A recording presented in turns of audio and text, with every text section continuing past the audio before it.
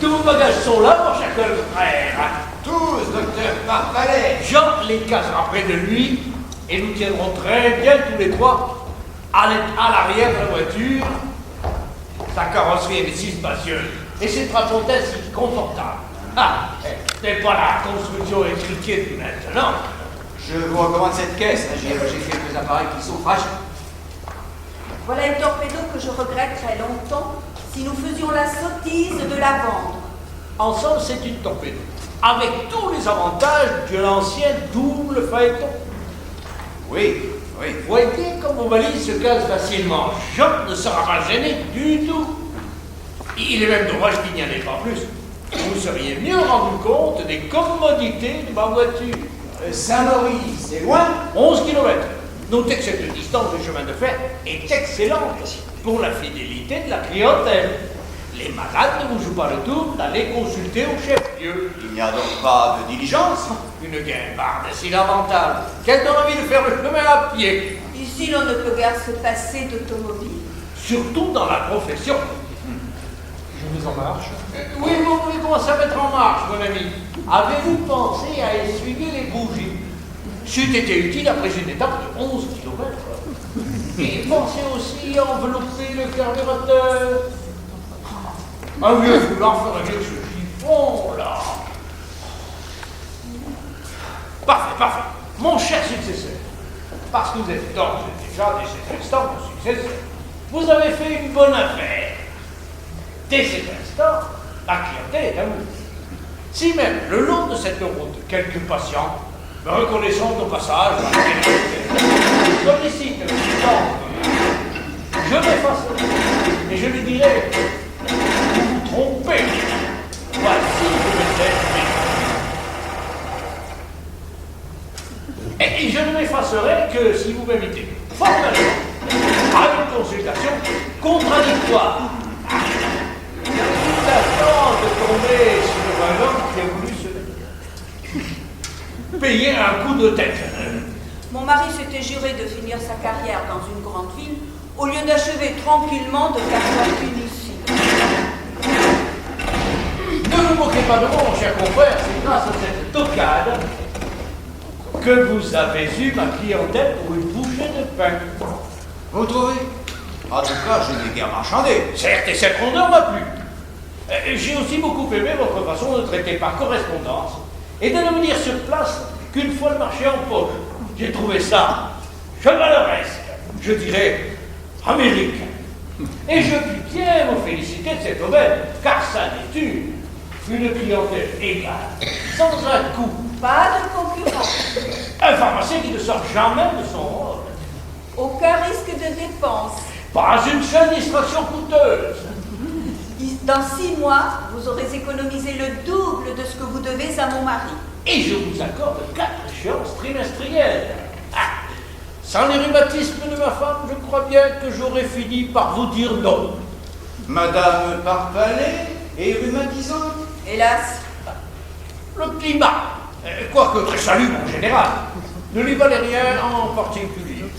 Y a-t-il beaucoup de rhumatisants dans le pays? Pas dit, mon cher confrère, qu'il n'y a que des rhumatisants. Voilà qui me semble d'un grand intérêt. Oui, pour qui voudrait étudier le rhumatisme. Je pensais à la clientèle. Ah, pour ça, n'y comptez pas. Les gens n'auraient pas plus l'idée d'aller chez le médecin pour un rhumatisme que vous n'iriez chez le curé pour faire pleuvoir. Mais c'est fâcheux. Monsieur, il y a quelque chose qui ne marche pas. Il faut que je démonte le tuyau d'essence. Ah, bien.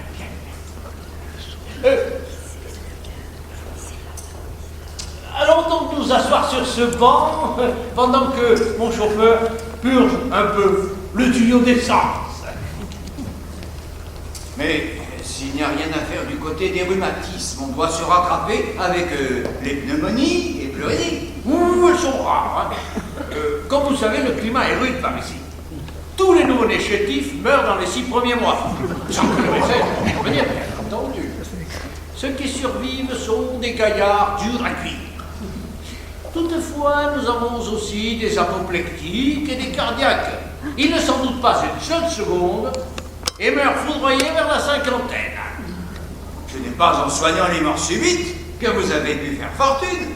Évidemment, il nous reste la grippe. Mais pas la grippe banale, hein, qui ne les inquiète nullement, et qu'ils accueillent même avec faveur, parce qu'ils prétendent qu'elle fait partir les humeurs viciées. Non, je parle de grandes épidémies mondiales de grippe. Ça dit donc, ça c'est comme le vin de la comète. Il faut que j'attende la prochaine épidémie mondiale. En qui vous parle, j'en ai connu deux. Celle de 89-90 et celle de 1918. En 1918, nous avons eu ici une très grosse mortalité. Plus, relativement, que dans les grandes villes. N'est-ce pas? Tu avais comparé les chiffres. Oui, oui, avec nos pourcentages, nous laissions derrière nous 83 départements. Et il s'était fait soigner? Oui, surtout sur la fin. Et nous avons eu de très belles rentrées à la Saint-Michel. Les villes? Ici, les clients vous paient à la Saint-Michel. Mais quel est le sens de cette expression?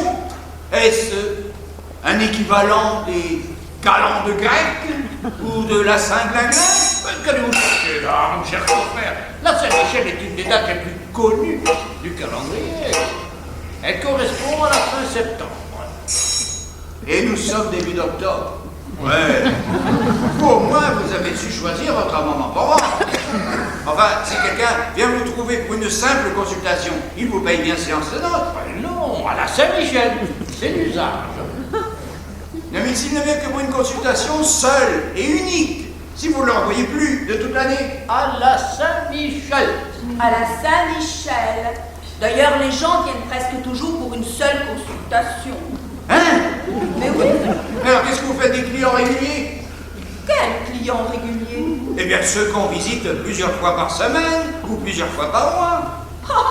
Tu entends ce que dit le docteur? Des clients comme on a le boulanger ou le boucher.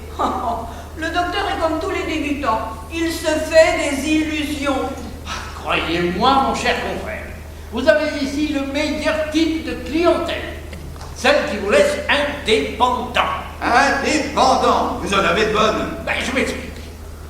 Ce que je veux dire, c'est que vous n'êtes pas dans la merci de malades susceptibles de guérir du jour au lendemain et dont la perte là fait chavirer votre budget. Non. Dépendant de tous, vous ne dépendez de personne. Voilà. En d'autres termes, j'aurais dû apporter une provision d'asticots et une canne à pêche. Non mais peut-être trouverons ça là-haut. La situation commence à devenir limpide, mon cher confrère. Vous m'avez cédé pour quelques billets de mille que je vous donne encore, une clientèle de tout point assimilable à cette voiture, dont on peut dire qu'à 19 francs elle ne serait pas chère, mais qu'à 25, elle est au-dessus de son prix. Tenez, comme j'aime à faire les choses largement, je vous en donne 30. 30 francs de ma temps, mais non. Mais je ne le lâcherai pas pour 6 000. Je m'y attendais, je ne pourrais donc pas acheter cette voiture.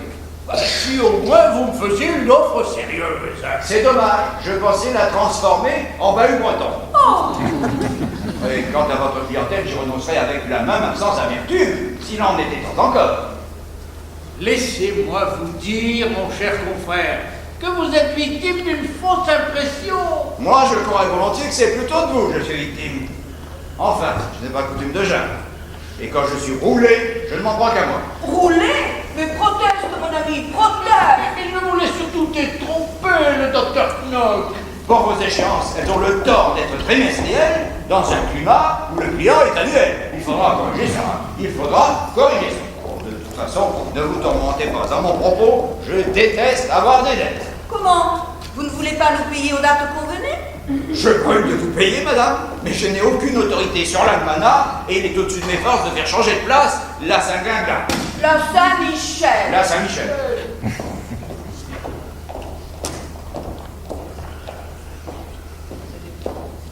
Mais vous avez bien des réserves. Aucune. Je vis de mon travail, ou plutôt j'ai hâte d'en vivre. Et je déplore d'autant plus le caractère mythique de la clientèle que vous me vendez que je comptais lui appliquer des méthodes entièrement neuves. Il est vrai que le problème ne fait que changer d'aspect. En ce cas, mon cher confrère, vous seriez doublement coupable de vous laisser aller à un découragement prématuré, qui n'est que la rançon de votre inexpérience. Certes, la médecine est un riche terroir, mais les moissons n'y lèvent pas toutes seules, et vos rêves de jeunesse vous ont un peu leurré. Votre propos, mon cher confrère, fourmille d'inexactitude. D'abord, j'ai 40 ans, mes rêves, si j'en ai, ne sont pas des rêves de jeunesse. Soit, mais vous n'avez jamais exercé. Oh, très vrai. Mais ne m'avez-vous pas dit que vous veniez passer votre thèse l'été dernier? Oui, 32 pages in octavo sur les prétendus états de santé, avec cet épigraphe que j'ai attribué à Claude Bernard. Les gens bien portants sont des malades qui s'ignorent. D'accord avec vous, mon cher. Sur le plan de la théorie. Non, sur le fait que vous êtes un débutant. Ah, pardon. Mes études sont en effet toutes récentes, mais mes débuts dans la pratique de la médecine datent de 20 ans. Quoi? Vous étiez officier de santé depuis le temps qu'il n'y en a plus. Non, j'étais bachelier. Mais il n'y a jamais eu de bachelier de santé. Bachelier S-lettres, madame. Mais alors, vous avez exercé sans titre et clandestinement. À la face du monde, au contraire. Et non point dans un trou de province, mais sur un espace d'environ 7000 km. Je ne comprends pas. C'est pourtant simple. Il y a une vingtaine d'années, ayant dû renoncer à l'étude des langues romanes, j'ai été vendeur aux Dames de France de Marseille, Rayon des Cravates. Je perds mon emploi. En me promenant sur le port, je vois annoncer qu'un vapeur de 1700 tonnes à destination des Indes demande un médecin. Le grade de docteur n'étant pas exigé, qu'auriez-vous fait à ma place? Oh, rien de doute. Oui, vous n'aviez pas la vocation. Moi, je me suis présenté. Comme j'ai horreur des situations fausses, j'ai déclaré en entrant, messieurs, je pourrais vous dire que je suis docteur, mais je ne suis pas docteur. Et je vous avouerai même quelque chose de plus grave, je ne sais pas encore quel sera le sujet de ma thèse. Ils me disent qu'ils ne tiennent pas de titre de docteur, et qu'ils se fichent complètement de mon sujet de thèse. Je réplique aussitôt, bien que n'étant pas docteur, je désire, pour des questions de prestige et de discipline, qu'on m'appelle docteur à bord. Ils me répondent que c'est tout naturel. Si bien qu'il nous a fallu à peine 3 minutes pour régler la question des honoraires. Mais vous n'aviez réellement aucune connaissance. Entendons-nous. Depuis mon enfance, j'ai toujours lu avec passion les annonces médicales et pharmaceutiques des journaux, ainsi que les prospectus intitulés Mode d'emploi que je trouvais enroulés autour des boîtes de pilules et des flacons de sirop que j'achetais mes parents. Dès l'âge de 9 ans, je savais par cœur des tirades entières sur l'exonération imparfaite du constipé. Et aujourd'hui encore, je puis vous citer une lettre admirable, écrite en 1897, par la veuve P. de Bourges à la tisane américaine des Checkers. Voulez-vous que... Non, merci, je vous crois. Ces textes m'ont rendu familier de bonheur avec le style de la profession. Mais surtout, ils m'ont fait connaître le véritable esprit et la véritable destination de la médecine que l'enseignement des facultés dissimule sous le fatras scientifique.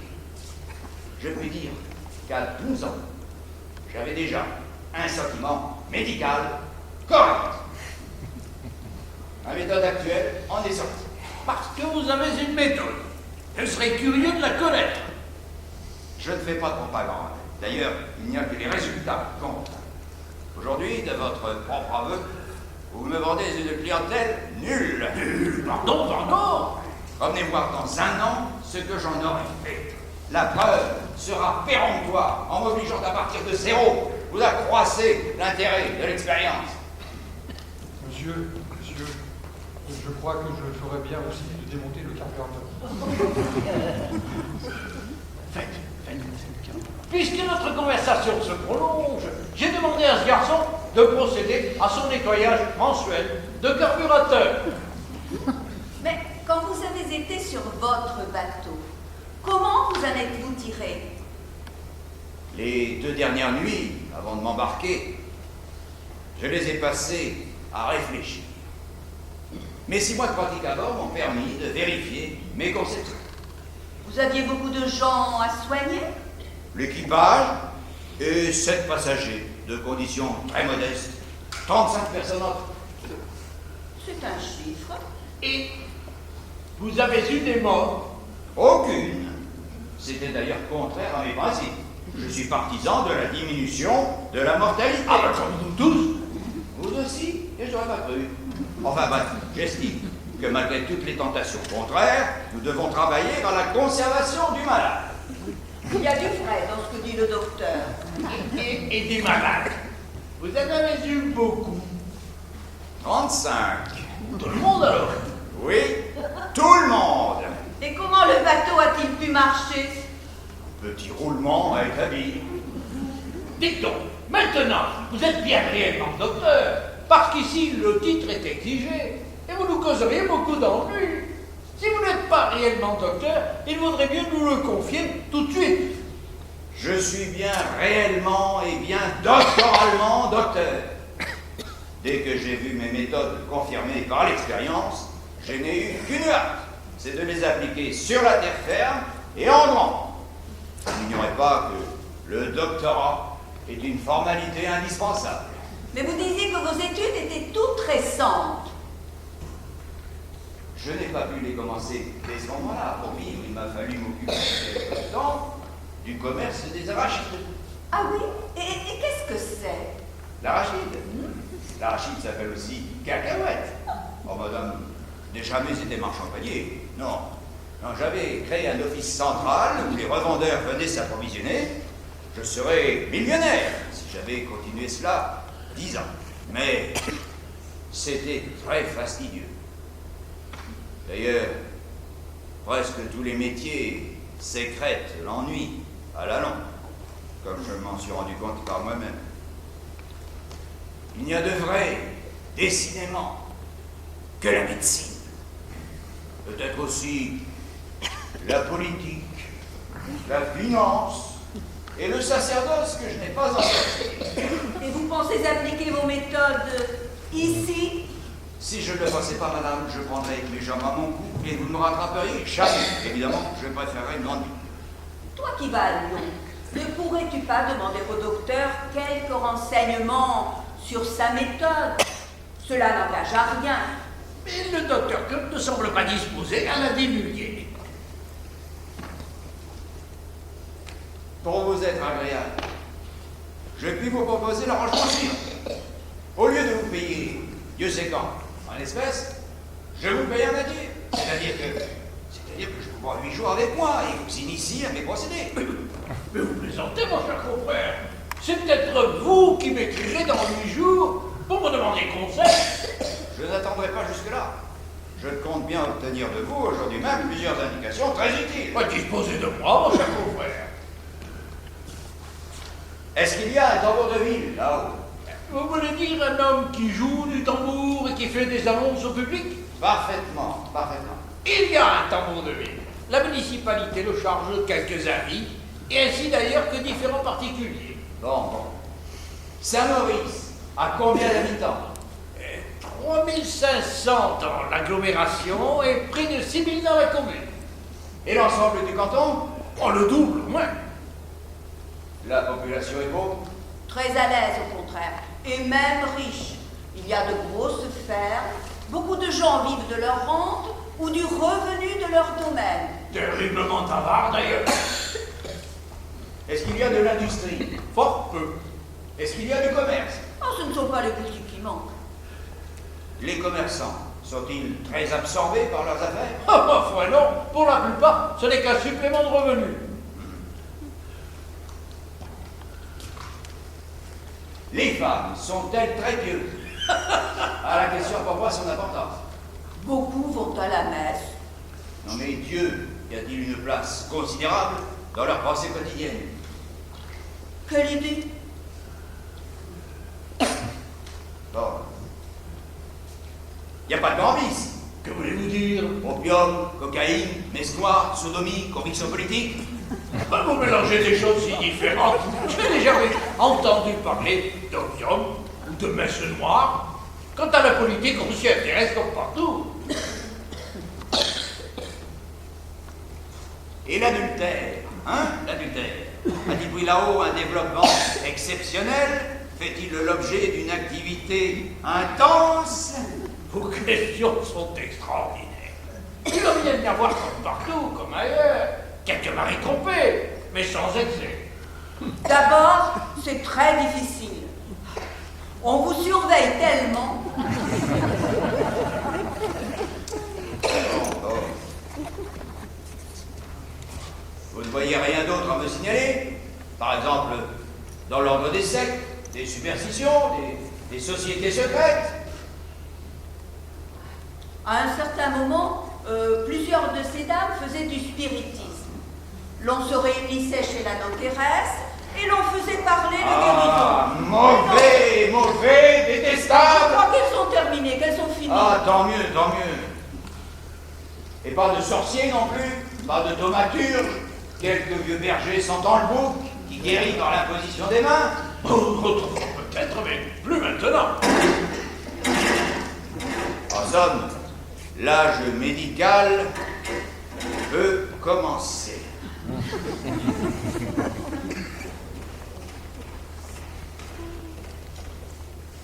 Mon cher confrère, serait-il inhumain de demander à ce véhicule un nouvel effort? J'ai une hâte incroyable d'être à Saint-Maurice. Qu'y a-t-il de si puissant qui vous y attire brusquement? Mon cher confrère, j'ai le sentiment que vous avez caché là-haut une situation magnifique. Et pour parler votre style, fait laborieusement pousser des chardons là où les croît un verger flantureux. C'est couvert d'or que vous en deviez repartir, les fesses calées sur un matelas d'obligation. Vous, madame, avec 3 rangs de perles au cou, tous deux à l'intérieur d'une étincelante limousine, et non point sur ce monument des premiers efforts du génie moderne. Vous plaisantez, docteur? Oh, la plaisanterie serait cruelle, chère madame. Mais c'est affreux. Tu entends, Albert? J'entends que le docteur Toc est un chimérique, et de plus, un cyclotimique. Il est le jouet d'impressions extrêmes. Tantôt, le poste ne valait pas un sou, et maintenant, c'est un pactole. Toi aussi, tu es trop sûr de toi. Ne t'ai-je pas souvent dit qu'à Saint-Maurice, en sachant s'y prendre, on pouvait mieux faire que végéter? Bon, je reviendrai pour la première séance dans 3 mois. Et nous verrons où en est le docteur Knock. C'est ça, revenez dans 3 mois, nous aurons le temps de causer. Mais je vous en prie, je vous en supplie, partons tout de suite. Vous êtes prêts? Oh, moi, je serais bien prêt. Mais je ne crois pas que cette fois-ci, nous arriverons à la mettre en marche tout seul. Et si on essayait de la pousser? Peut-être. Mais oui, et il y a 30 mètres de plat. Je vais prendre le volant, vous pousserez. Et vous tâcherez de sauter sur le marchepied le moment venu. Oui. N'est-ce pas? Donc en voiture, mon cher confrère, c'est moi qui vais conduire. Jean, qui est un Hercule, veut s'amuser à nous mettre en marche sans le secours de la manivelle, par un démarrage que j'appellerai automatique, bien que l'énergie électrique y soit remplacée par celle du muscle, qui est de même nature, il est vrai.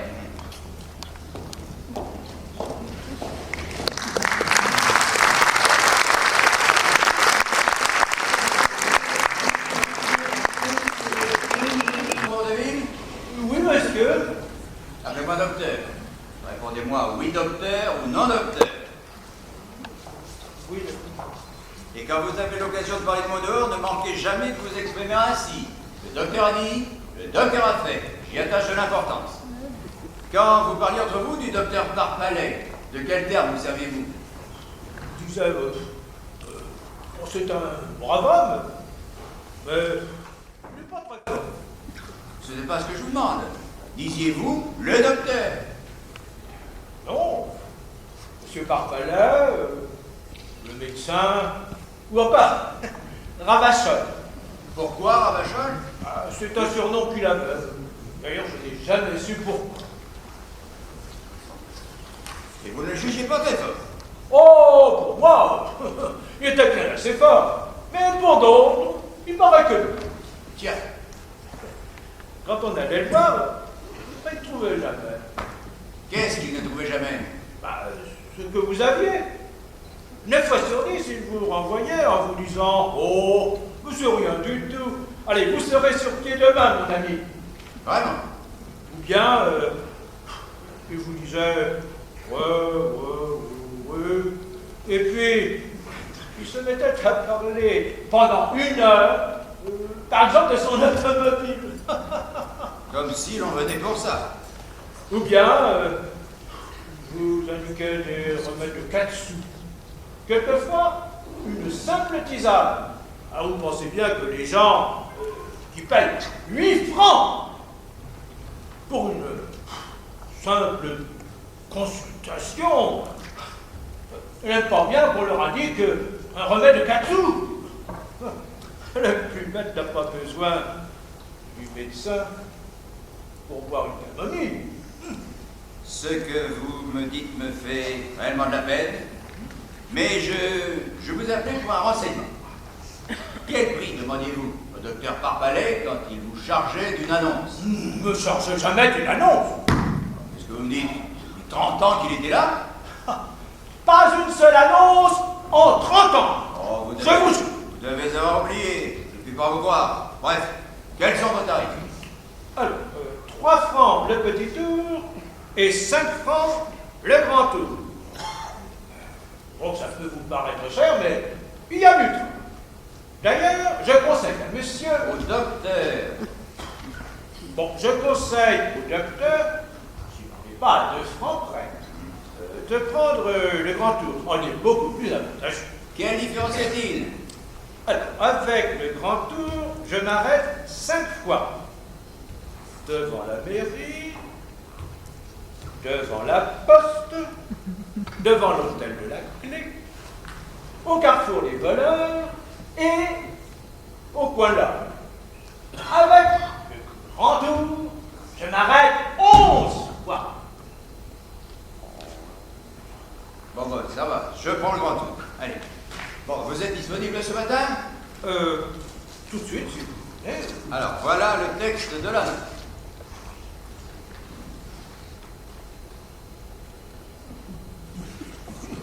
Bon, je suis habitué aux écritures, mais je préfère que vous le lisiez une première fois.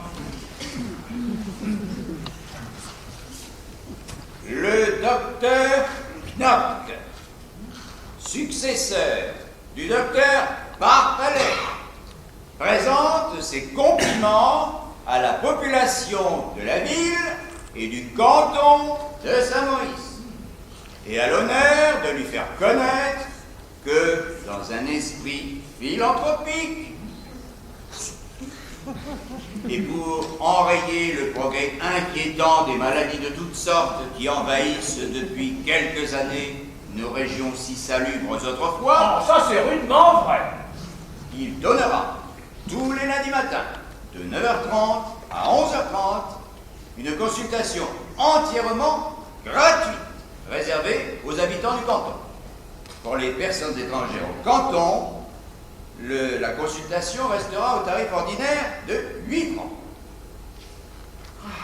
Ah ben, c'est une belle idée. Ah, c'est une idée qui sera appréciée. Oh, une idée bienfaiteur.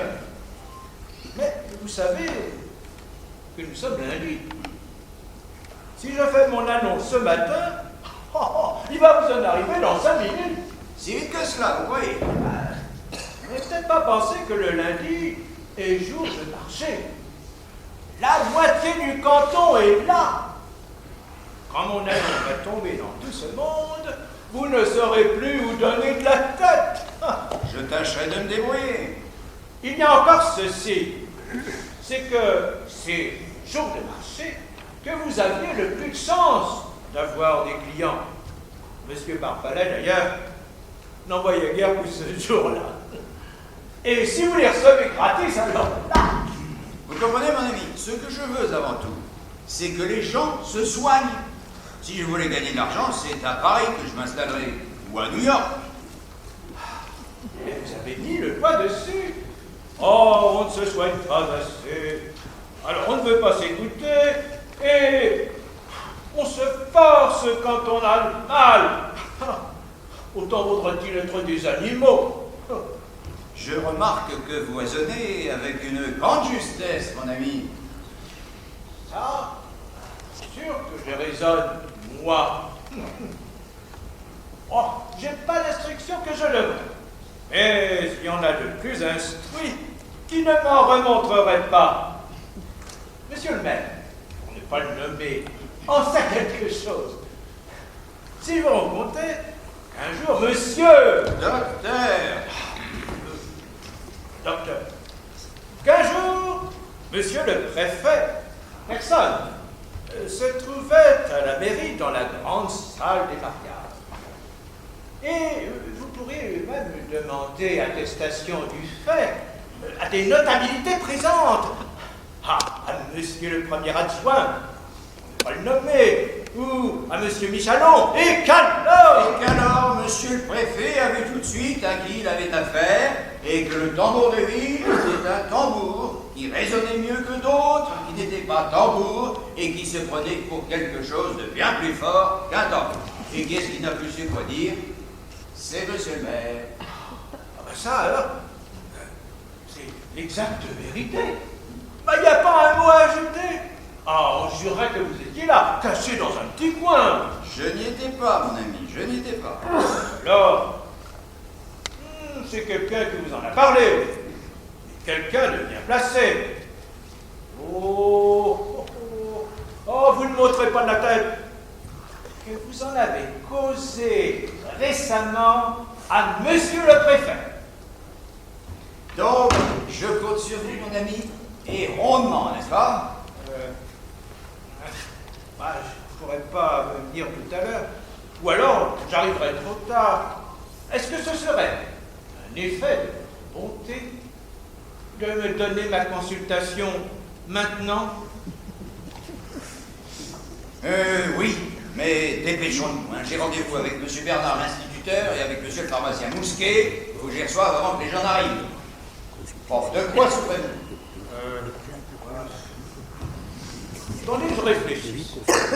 Ah, voilà.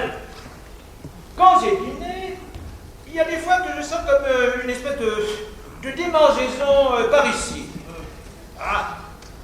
Ça me chatouille. Plutôt, ça me rassure. Attention!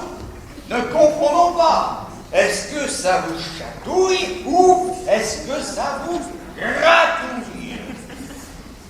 Ah ben, ça me gratouille, mais ça me chatouille aussi un peu. Désignez-moi exactement l'endroit. Là. Peut-être là. Entre les deux. Juste entre les deux? Est-ce que ce ne serait pas... Est-ce que ce ne serait pas plutôt un rien à gauche, là où je mets mon doigt? Il me semble bien. Ça vous fait mal quand j'enfonce mon doigt? Oui, on dirait que ça me fait mal. Est-ce que ça ne vous gratouille pas davantage quand vous avez mangé de la tête de veau à la vinaigrette? Ne j'en mange jamais. Il me semble que si j'en mangeais, effectivement, ça me gratouillerait plus. Très important. Quel âge avez-vous? 51 dans mes 52. Plus près de 52 ou de 51? Plus près des 52, je les aurai fin novembre. Bon, mon ami, faites vos annonces aujourd'hui comme si de rien n'était. Ce soir, couchez-vous de bonne heure.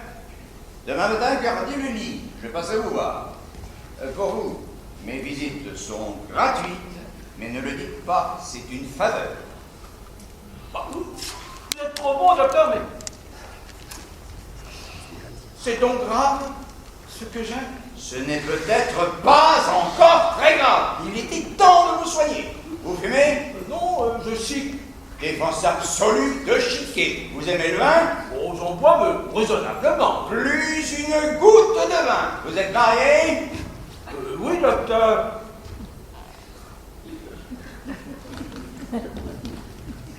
Sagesse totale de ce côté-là, hein? Mangez. Aujourd'hui, comme vous travaillez, prenez un peu de potage.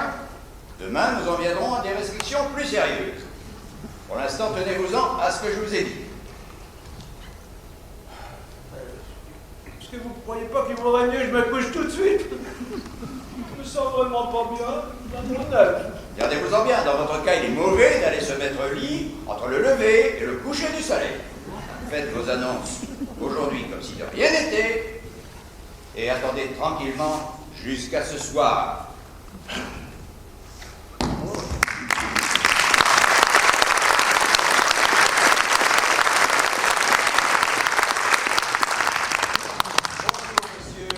Bernard, je ne vous ai pas trop dérangé en vous priant de venir à cette heure-ci? Non, docteur. Mon adjoint surveille la récréation, j'ai une minute. J'étais impatient de m'entretenir avec vous. Nous avons tant de choses à faire ensemble, et de si urgentes. Ce n'est pas moi qui laisserai s'interrompre la collaboration si précieuse que vous accordiez à mon prédécesseur. La collaboration. Remarquez, je ne suis pas homme à imposer mes idées, ni à faire table rase de ce qu'on a édifié avant moi. Au début, c'est vous qui serez mon guide. Je vois pas très bien. Ne touchons à rien pour le moment. Nous améliorerons par la suite s'il y a lieu. Mais Qu'il s'agisse de la propagande ou des causeries populaires ou de nos petites réunions à nous, vos procédés seront les miens, vos heures seront les miennes. c'est que docteur, je vois pas très bien à quoi vous faites allusion. Je veux dire tout simplement que je désire maintenir intacte la liaison avec vous, même pendant ma période d'installation. Je vois que ça m'échappe. Voyons, vous étiez bien en relation constante avec le docteur Parpalet. Je le rencontrais de temps à autre, à l'estaminet du Café de la Clé. Mais il nous arrivait de faire un billard. C'est pas sur ces relations-là que je veux parler. Nous n'en avions pas d'autres. Mais comment vous étiez-vous réparti l'enseignement populaire de l'hygiène? L'œuvre de propagande dans les familles, que sais-je, moi, les villes besognes, que le médecin et l'instituteur ne sont pas d'accord. Nous étions rien répartis du tout. Quoi, vous aviez préféré agir chacun isolément? Bien plus simple. Nous n'y avons jamais pensé ni l'un ni l'autre. C'est bien la première fois qu'il est question d'une chose pareille à Saint-Maurice. Ah, si je ne l'entendais pas de votre bouche, je vous assure que je n'en croirais rien. Je suis désolé de vous... Mais ce n'est pas moi qui pouvais prendre une initiative de ce genre. Vous l'admettrez. Même si j'en ai eu l'idée, et même si le travail de l'école m'avait laissé plus de loisirs. Évidemment, vous attendiez un appel qui n'est pas venu. Chaque fois que vous demandez un service, je le tâchais de le rendre. Je le sais, monsieur Bernard, je le sais. Voilà donc une malheureuse population qui est entièrement abandonnée à elle-même au point de vue hygiénique et prophylactique. Dame, Je parie qu'ils boivent de l'eau sans penser aux milliards de bactéries qu'ils avalent à chaque gorgée. certainement. Savent-ils même ce que c'est qu'un microbe? Ah, j'en doute fort. Quelques-uns connaissent le mot, mais ils doivent s'imaginer que c'est une espèce de mouche. C'est effrayant. Écoutez, cher monsieur Bernard, nous ne pouvons pas, nous deux, réparer en 8 jours des années, disons, d'insouciance, mais il faut faire quelque chose. Je n'y refuse pas. Je crains seulement de ne pas savoir comment vous êtes utile. Mais monsieur Bernard, quelqu'un qui est bien renseigné sur vous, m'a révélé que vous aviez un grave défaut. La modestie. Vous êtes le seul à ignorer que vous possédez d'ici une autorité morale et une influence personnelle peu commune. Je vous demande pardon d'avoir à vous le dire. Rien de sérieux ici ne se fera sans vous. C'est exagéré, docteur. Ah, c'est entendu. Je puis soigner sans vous mes malades. Mais la maladie, qui est-ce qui m'aidera à la combattre, à la débusquer? Qui est-ce qui instruira ces pauvres gens-là sur les périls de chaque seconde? Qui assiège leur organisme? Qui leur apprendra qu'on ne doit pas attendre d'être mort pour appeler le médecin? Nous sommes très négligents, on n'y convient pas. Bon, commençons par le commencement. J'ai ici la matière de plusieurs causeries de vulgarisation, des notes très complètes, de bons clichés et une lanterne. Vous arrangerez tout cela comme vous savez le faire. Tenez, pour débuter, une petite conférence, toute écrite, ma foi, et très agréable, sur la fièvre typhoïde, les forces insoupçonnées qu'elle prend, ses véhicules innombrables, Eau, pain, lait, coquillages, légumes, salades, poussière, haleine, etc., etc. Les semaines et les mois durant lesquels elle couve sans se trahir, les accidents mortels qu'elle déchaîne soudain, les complications redoutables qu'elle charrie à sa suite. Le tout agrémenté de jolis vues.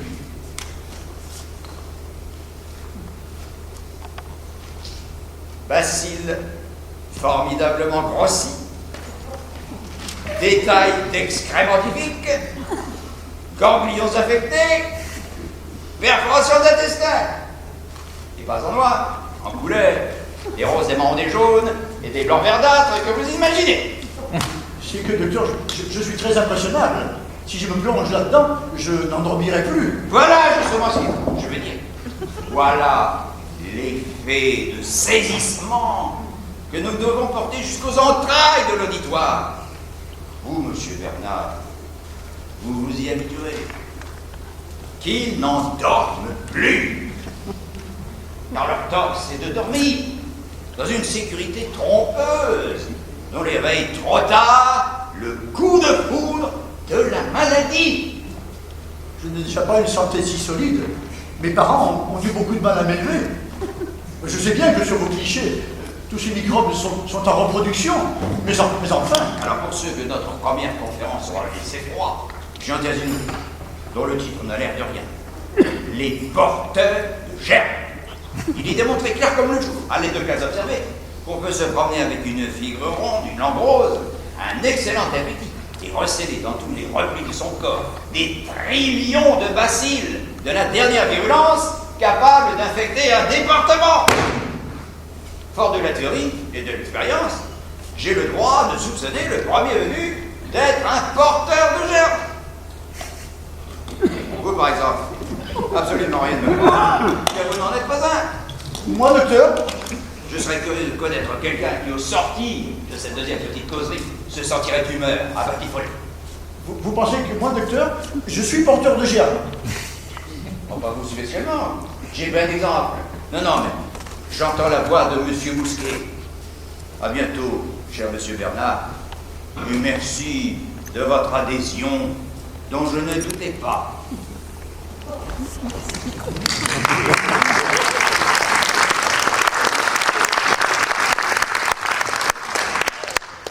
Entrez. Asseyez-vous. Asseyez-vous, cher Monsieur Mousquet.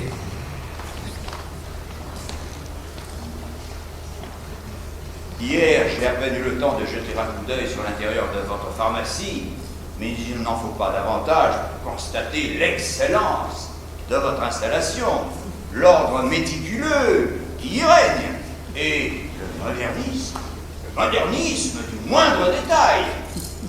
Vous êtes trop indulgent, docteur. Et c'est une chose qui me tient au cœur. Pour moi, le médecin qui ne peut pas s'appuyer sur un pharmacien de premier ordre est un général qui va à la bataille sans artillerie. Je suis heureux de voir que vous appréciez l'importance de la profession. Et moi, je veux dire qu'une organisation comme la vôtre trouve certainement sa récompense.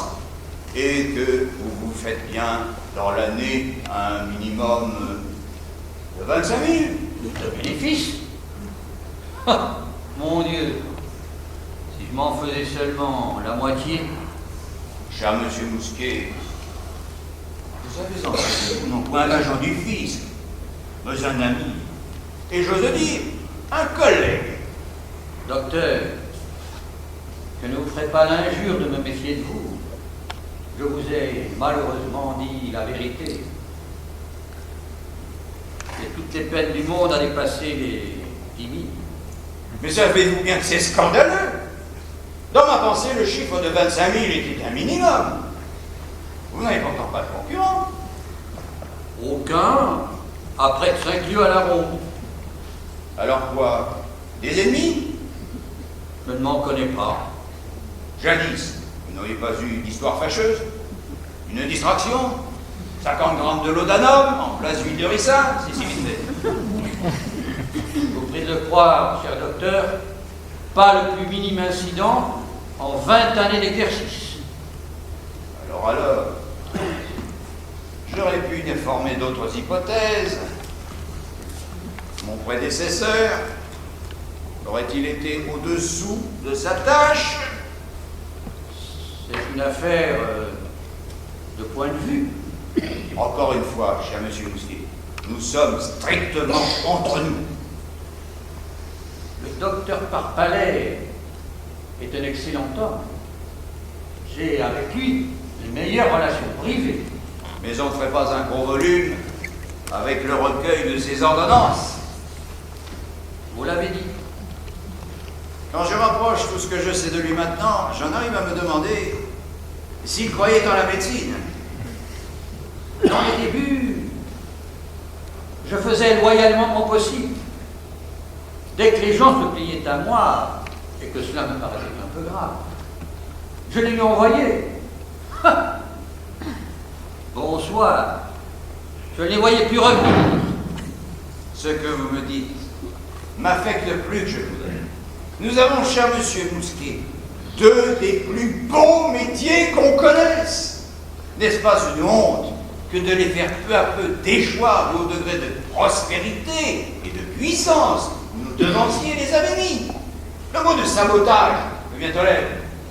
Oui, certes, il y a conscience à se laisser glisser au-dessous du fer blanquier et de l'épicier.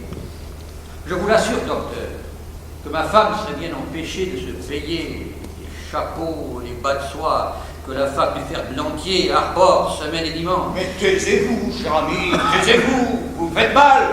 Comme si j'entendais dire que la femme d'un président de chambre en est réduite à laver le linge de sa boulangère pour avoir du pain. Madame Mousquet était là, vos paroles lui restaient à l'âme. Dans un canton comme celui-ci, nous devrions, vous et moi, ne pas pouvoir suffire à la besogne. C'est juste.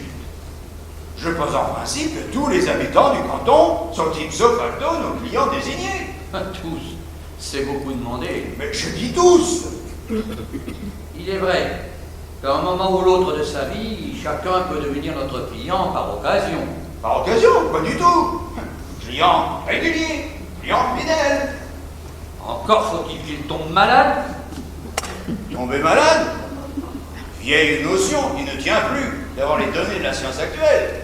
Sa santé n'est qu'un mot, il n'aurait aucun inconvénient à rayer de notre vocabulaire.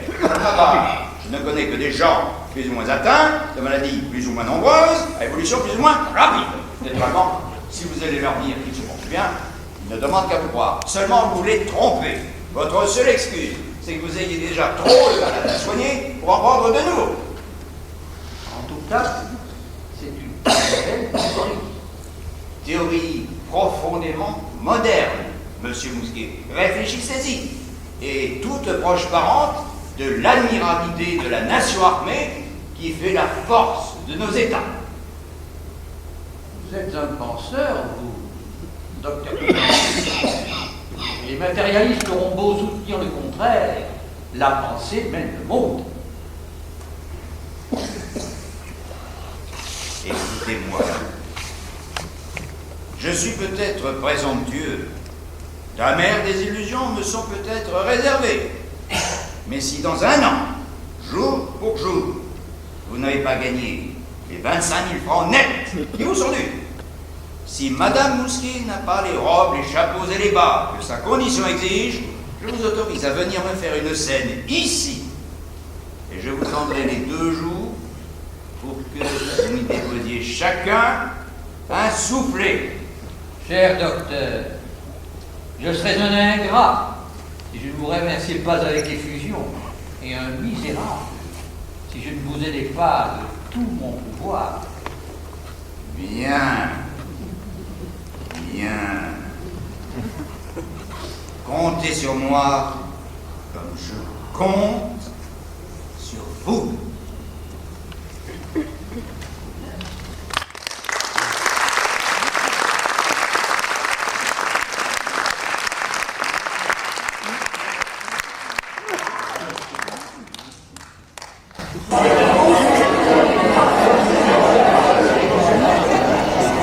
Vous êtes déjà.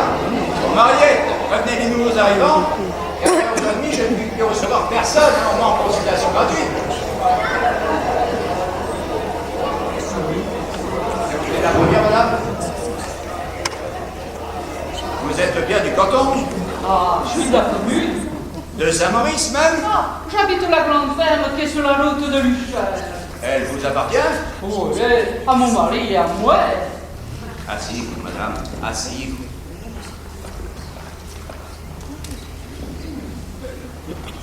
Si vous l'exploitez vous-même, vous devez avoir beaucoup de travail. Oh, pensez, monsieur, 18 vaches, 2 bœufs, 2 taureaux, la jument et son poulain, 6 chèvres, une bonne douzaine de cochons, sans compter la basse-cour. Diable, vous n'avez pas de domestique? Oh, dame, si, 3 valets, une servante, et les journaliers dans la belle saison. Je vous plains. Il ne doit guère vous rester de temps pour vous soigner. Oh, non, Et pourtant, vous souffrez. c'est pas le bon. J'ai plutôt de la fatigue. Oui, j'appelais cela de la fatigue. Tirez la langue. Vous ne devez pas avoir beaucoup d'appétit. Non, Vous êtes constipé. oui, assez. Veuillez vous avancer. Que je fasse une espèce de centrale. Baissez la tête. Respirez. Toussez. Bien. Mettez les mains sur les genoux. Penchez.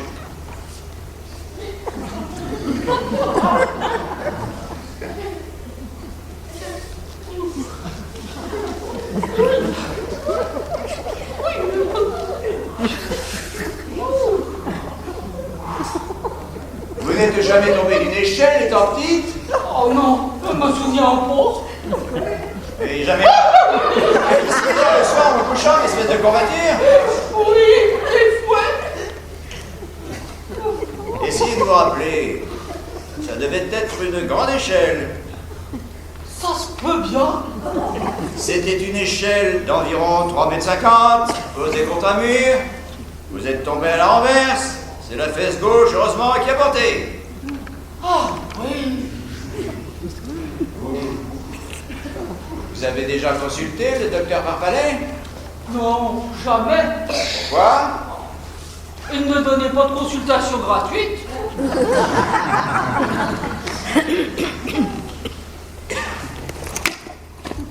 Vous vous rendez compte de votre état? Non. Tant mieux. Vous avez envie de guérir ou vous n'avez pas envie? Oh, bah, j'ai envie. J'aime autant vous prévenir tout de suite que ce sera très long et très coûteux. Mais pourquoi ça? Parce qu'on ne guérit pas en 5 minutes un mal qu'on traîne depuis 40 ans. Depuis 40 ans. Oui, depuis que vous êtes tombé de votre échelle. Et combien ça me coûterait?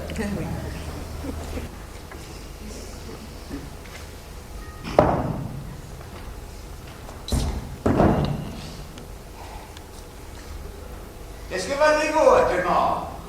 Oh, ben ça dépend des marchés et puis de la grosseur. Mais on peut rien avoir de propre à moins de 4 ou 500 francs. Et les cochons gras? Oh, il y en a qui font plus de 1000. Eh bien, ça vous coûtera à peu près 2 cochons et 2 veaux. Oh là là là là, près de 3000 francs. Oh, mais c'est une désolation, Jésus-Marie. Si vous aimez mieux faire un pèlerinage, je ne vous en empêche pas. Oh, ben, les pèlerinages, ça revient aussi cher et ça réussit pas souvent.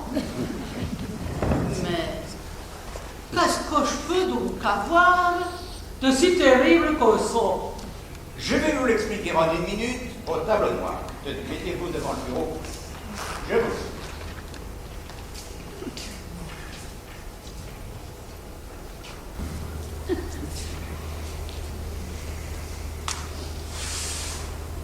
Voici votre moelle épinière. En coupe, hein, très schématiquement, n'est-ce pas? Vous reconnaissez ici votre faisceau de turc. Et ici, votre colonne de claque. Vous me suivez?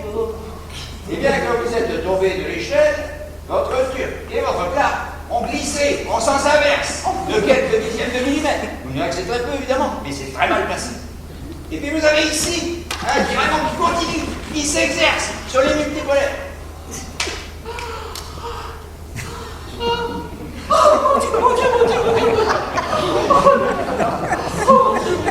Remarquez que vous n'en mourrez pas du jour au lendemain, hein. Faites attendre. Ah bah j'ai bien du malheur de tomber de cette échelle. Je me demande même s'il ne veut pas mieux laisser les choses comme elles sont. L'argent est si dur à gagner. Hein, tandis que les années de vieillesse, on en a toujours bien assez. Qu'elles donnent.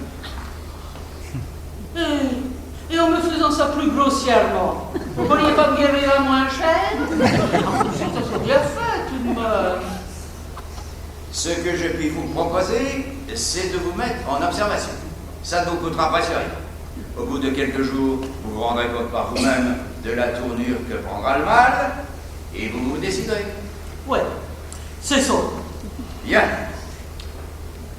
Vous allez rentrer chez vous. Vous êtes venu en voiture? Non, à pied. Il faudra tâcher de trouver une voiture. Vous vous coucherez en arrivant.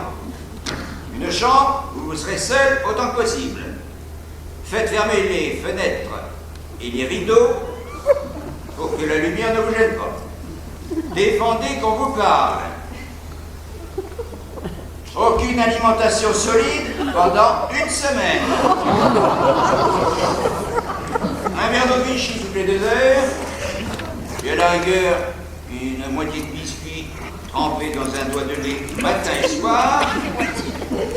Mais j'aime autant que vous fassiez le biscuit. Vous ne direz pas que je vous ordonne d'être écouteux. À la fin de la semaine, nous verrons comment vous vous sentez. Si vous êtes gaillarde, si vos forces et votre gaieté sont retenues, c'est que le mal est moins sérieux qu'on pourrait croire. Et je serai le premier à voir suivre. Si au contraire vous éprouvez une faiblesse générale, des lourdeurs de tête et une certaine paresse à vous lever, l'hésitation ne sera plus permise et nous commencerons le traitement. C'est convenu? Comme vous voudrez. Bien, je rappelle mes prescriptions sur ce bout de papier. Et j'irai vous voir bientôt. Mariette! Aidez madame à descendre l'escalier et à trouver une voiture.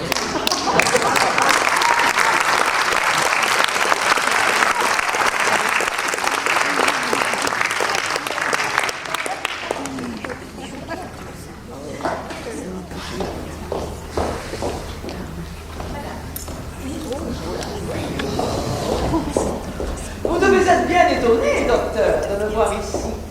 Un peu étonné, madame. Ah, qu'une dame ponce, demoiselle Lampoumas, vienne à une consultation gratuite. C'est en effet assez extraordinaire. C'est surtout flatteur pour moi. Vous vous dites peut-être que c'est là un des jolis résultats du gâchis actuel. Et que l'on dit qu'une bande de malotrus et de marchands de cochons roule le carrosse et serve le champagne avec des actrices. Une demoiselle Lampoumas, dont la famille remonte sans interruption au XIIIe siècle, et qui a possédé jadis la moitié du pays, et qui a des alliances avec toute la noblesse et la haute bourgeoisie du département, en soit réduite à faire la queue avec les pauvres et les pauvresses de Saint-Maurice. Avouez, docteur, qu'on a vu mieux. Hélas, oui, madame. Bon, je ne dirais pas que mes revenus soient restés les mêmes de ceux qu'ils étaient autrefois, ni que j'ai conservé la maisonnée de 6 domestiques et l'écurie de 4 chevaux qui étaient de règle dans la famille jusqu'à la mort de mon oncle. L'an dernier, j'ai même pu vendre un domaine de 160 hectares, la Michouille, qui me venait de ma grand-mère maternelle. Oh, ce nom de la Michouille a une origine gréco-latine, à ce que prétend monsieur le curé. Il dériverait de mycodium et voudrait dire haine du champignon. En raison pour laquelle on n'a jamais pu trouver un seul champignon sur le domaine, comme si le sol en avait horreur. Bon, il est vrai qu'avec les impôts et les réparations, il ne me rapportait plus qu'une somme ridicule. D'autant plus que depuis la mort de mon mari, les fermiers abusaient volontiers de la situation et sollicitaient à tout bout de champ des réductions et des délais. J'en avais assez. Assez! Assez! Croyez-vous, docteur, que tout compte fait, j'ai eu raison de me débarrasser de ce domaine? Je le crois, madame, surtout si vous aimez les champignons. Et puis si, d'autre part, vous avez bien placé votre argent. Ah! Vous avez touché le vif de la plaie. Je me demande jour et nuit si je l'ai bien placé. Et j'en doute terriblement.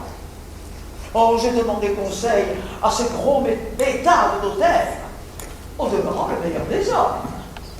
Mais je le crois moins lucide que le guéridon de sa chère femme, qui servit quelque temps, comme vous savez, de truchement aux esprits. En particulier, j'ai acheté des charbonnages. Que pensez-vous des charbonnages, docteur? Ce sont en général d'excellentes valeurs, spéculatives peut-être, sujettes à des hausses inconsidérées, suivies de baisses inexplicables. Ah, mais vous me donnez la chair de poule. Mais j'ai l'impression de les avoir achetés en pleine hausse. Et j'en ai eu pour plus de 50 000 francs. Oh, c'est une folie de mettre une somme pareille dans le charbonnage quand on n'a pas une grosse fortune. Il me semble en effet qu'un tel placement ne devrait jamais représenter plus du 10e de l'avoir total. Ah bon? Pas plus du 10e? Mais alors, s'il ne représente pas plus du 10e, ce n'est pas une folie, proprement dit. Ah, on m'en rassurait. J'en avais besoin. Vous ne sauriez croire quel tourment me donne la gestion de mes 4 sous. Je me dis parfois qu'il me faudrait un autre souci pour chasser celui-là. Ah, docteur, la nature humaine est une pauvre chose. Et il est écrit que nous ne pouvons déloger un tourment qu'à condition d'en installer un autre à sa place. Et encore, faut-il trouver quelques répit pour faire cela. Et puis, je ne voudrais pas penser toute la journée à mes pensionnaires, à mes locataires, à mes titres. Je ne présume même pas, à mon âge, courir les aventures amoureuses ou entreprendre un voyage autour du monde. Ah non, mais vous devez vous demander, docteur, pourquoi j'ai fait que à cette consultation gratuite? Quelle que soit votre raison, madame, elle est certainement excellente. Voilà. J'ai voulu donner l'exemple. Oh, vous avez eu là, docteur, une belle, énorme inspiration. Mais je connais mes gens. Et je me suis dit, ils n'ont pas l'habitude, ils n'iront pas. Et ce monsieur en sera pour sa générosité. Alors j'ai pensé, si une dame ponce, demoiselle Le Poumas, n'hésitez pas à inaugurer ces consultations gratuites. Il n'hésiterait plus à s'y montrer. Car les moindres gestes sont observés et commentés. Cela est bien naturel. Votre démarche est très louable, madame, et je vous en remercie. Je suis enchantée, docteur, d'avoir fait votre connaissance. Oh, je reste chez moi tous les après-midi, il y vient quelques personnes, et nous faisons salon autour de vieilles théières Louis XV, que j'ai hérité de mon aïeul. Il y aura toujours une tasse de côté pour vous.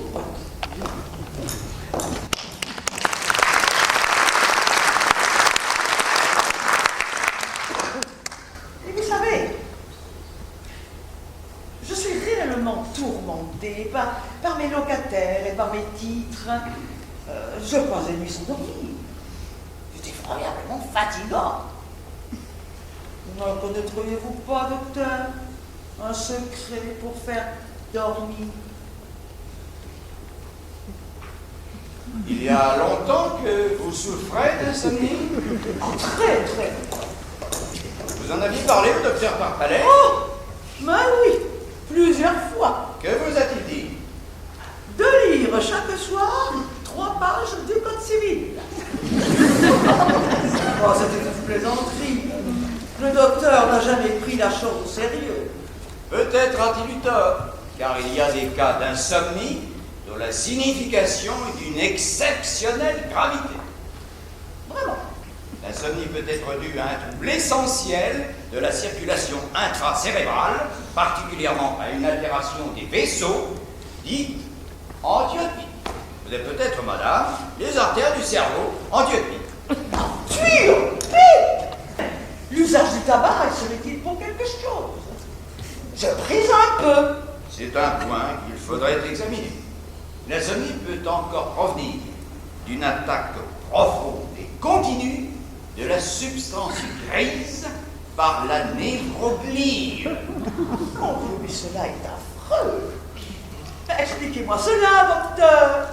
Représentez-vous un crabe ou un poulpe ou une gigantesque araignée en train de vous grignoter, de vous suçoter ou de vous déchiqueter doucement la cervelle.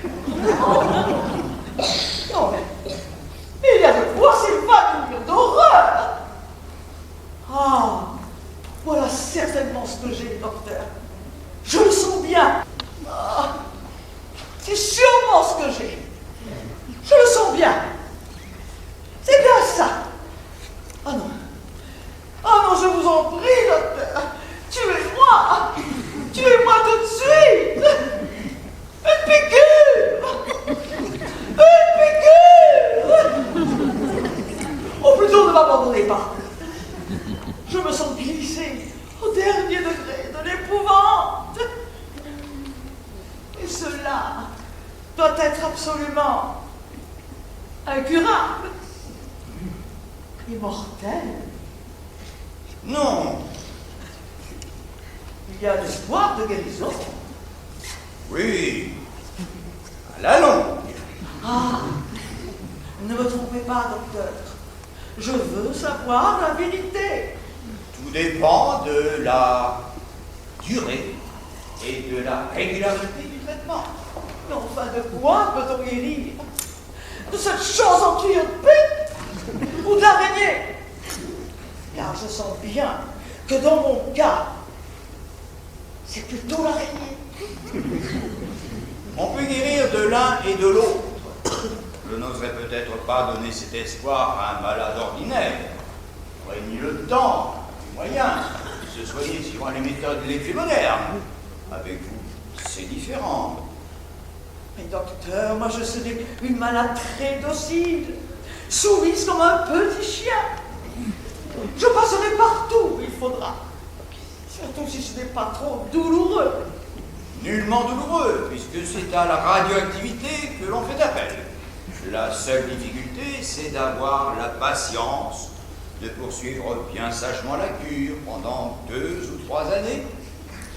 Et aussi d'avoir un médecin qui s'astreigne et une surveillance incessante du processus de guérison, un calcul minutieux des doses radioactives et à des visites presque quotidiennes. Moi, docteur, je ne manquerai pas de patience. Mais c'est vous qui n'allez pas vouloir vous occuper de moi autant que vous le pourriez. Oh, vouloir, je ne demanderai pas mieux. Il s'agit de pouvoir. Vous habitez loin? Mais non, à 2 pas. La maison qui est en face du point public. J'essaierai de faire un bond tous les matins, jusque chez vous, sauf le dimanche et le lundi, à cause de ma consultation. Et ce ne sera pas trop d'intervalle. 2 jours d'affilée. Je resterai, pour ainsi dire, sans soin, du samedi au mardi. Je vous laisserai des instructions détaillées. Et quand je trouverai une minute, je passerai le dimanche matin Ou le lundi après-midi. Tant mieux. Tant mieux. Bon. Et maintenant, qu'est-ce qu'il faut que je fasse? Rentrez chez vous. Gardez la chambre. J'irai vous voir demain matin et je vous examinerai plus à fond. Mais je n'ai pas de médicaments à prendre aujourd'hui. Si. Passez chez M. Mousquet et priez-le d'exécuter aussitôt cette première petite ordonnance. Merci. Merci, docteur, merci.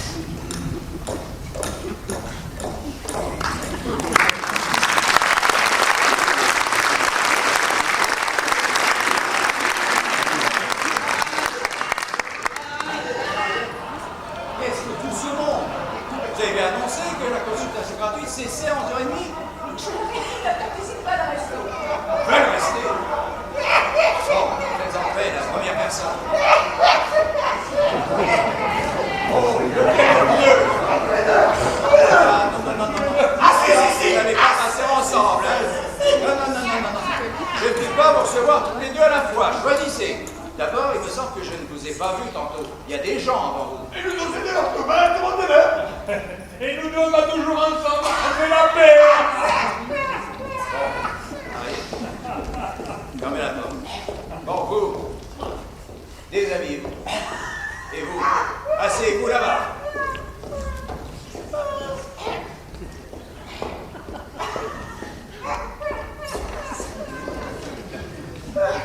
Faut-il que je me mette sous les...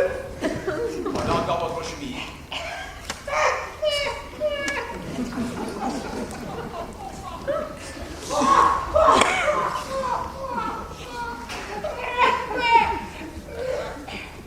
La chemise.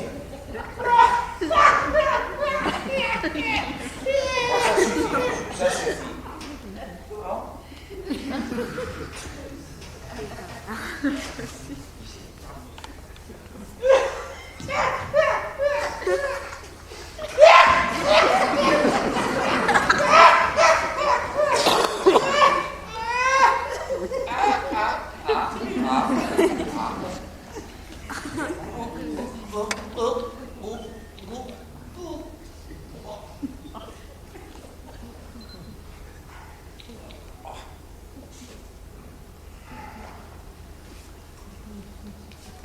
Asseyez-vous là-dessus.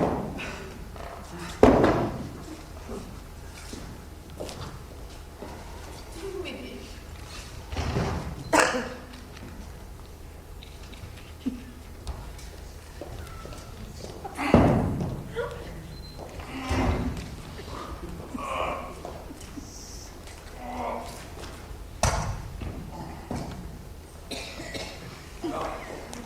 Ouvre la bouche.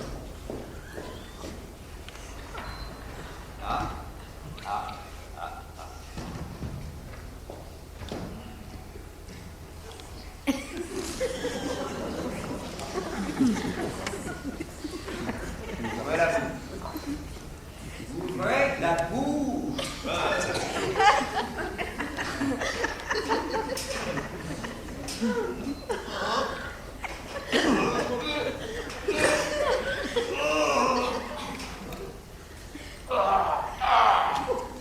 Regardez-moi là-dessus.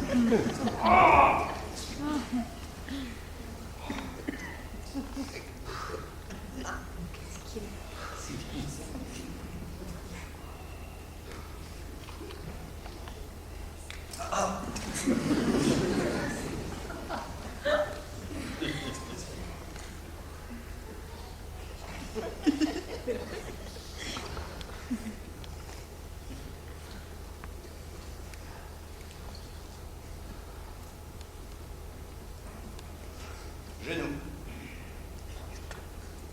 Ramenez les genoux, monsieur.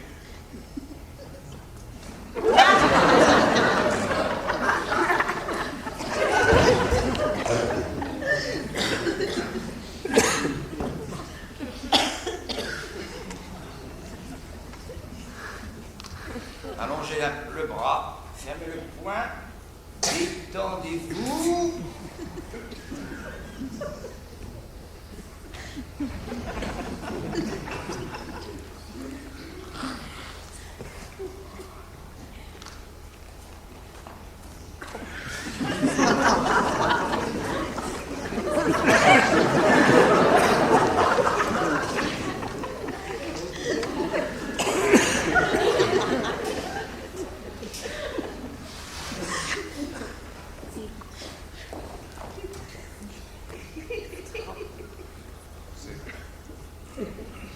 Vous avez encore votre père?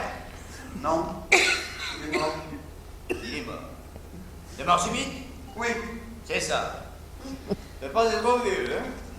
Non, 49 ans. 49 ans. Si vieux que ça. Habillez-vous, monsieur.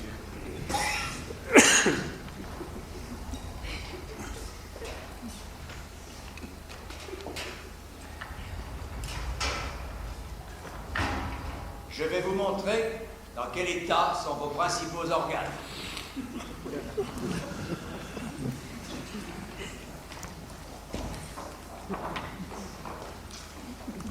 Voici les reins d'un homme ordinaire. Voici les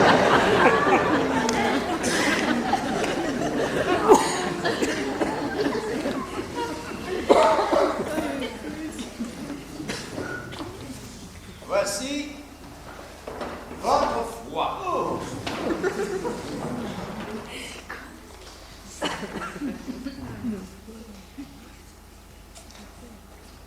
Voici votre cœur. Chez vous, le cœur est déjà bien plus abîmé qu'on l'a représenté là-dessus. Il faudrait peut-être que je cesse de boire. Vous ferez comme vous voudrez. Est-ce qu'il y a des remèdes à prendre? Ce n'est guère la peine, à vous maintenant. Si vous voulez, monsieur le docteur, est-ce que je peux revenir à une consultation payante? C'est tout à fait inutile. Moi, je n'ai rien, monsieur le docteur. Qu'est-ce que vous en savez? Je me porte bien, mon monsieur le docteur. Pourquoi êtes-vous venu Pour alors? accompagner mon camarade. Il n'était pas assez grand pour venir tout seul? Allez, là, déshabillez-vous. Si, Non, déshabillez-vous. pas maintenant, monsieur le docteur. Pas maintenant, monsieur le docteur. Je ne reviendrai pas aujourd'hui. Je reviendrai.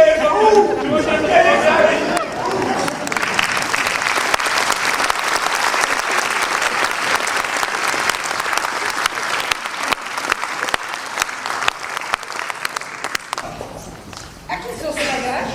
À une dame de Livron qui vient consulter. Mais nous ne l'attendions que ce soir. Ce soir, c'est une dame de Saint-Marcelin, Et cette valise? à Ravachol, Comment? Monsieur Barbalet ici? à 50 mètres derrière moi. Oh! Mais qu'est-ce qu'il vient faire? Pas reprendre sa place quand même? Consulter, probable. Oh oui, mais attendez, je n'ai que le 9 et le 14 de disponible. Je garde le 9 pour la dame de Livron et je mets la dame de Saint-Marcelin au 14. Il y Et avait pourquoi le vous n'avez 14. pas dit à Ravachol qu'il n'y restait plus rien? Il y avait le 14. Oh, c'est et je très n'avais bien. pas d'instruction à choisir entre la dame de Livron et Ravachol. Oui, mais c'est très ennuyeux. Vous tâchez de vous débrouiller, madame. Moi, il faut que je m'occupe de mes malades. Pas du tout, Scipion. Attendez monsieur Barbalet et expliquez-lui qu'il n'y a plus de chambre. Je ne peux quand même pas lui expliquer ça moi-même. Désolé, patronne, j'ai juste le temps de passer ma blouse. Le docteur Knock va arriver dans quelques secondes. Et j'ai recueilli les urines du 5 et du 8, les crachats du 2, la température du 1, du 3, du 4, du 12, du 17 et 18, et le reste. Et je n'ai pas envie de me faire engueuler. Bon, écoutez-moi. Vous ne montez même pas les bagages de cette dame. Merci. Et la bonne alors, elle enfile les perles.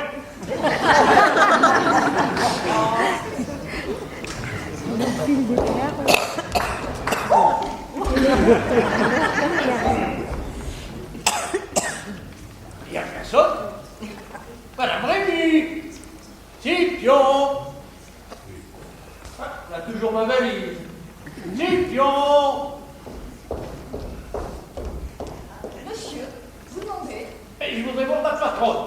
Pourquoi, monsieur? Mais pour qu'elle m'indique ma chambre. Ah, mais je ne sais pas, moi. Vous êtes un des malades annoncés. Mais je ne suis pas un malade, mademoiselle, je suis un médecin. Vous venez assister le docteur.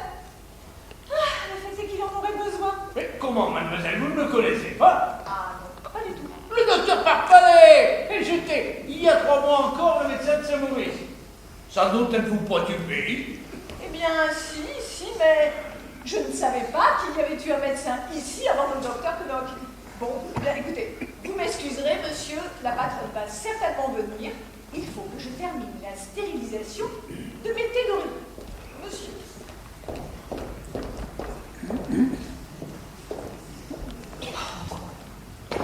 Il est encore là. Oh, bonjour, monsieur Parpalais. Vous ne venez pas pour loger, au Mais moins. si, comment allez-vous, madame Rémy? Ah ben nous voilà bien.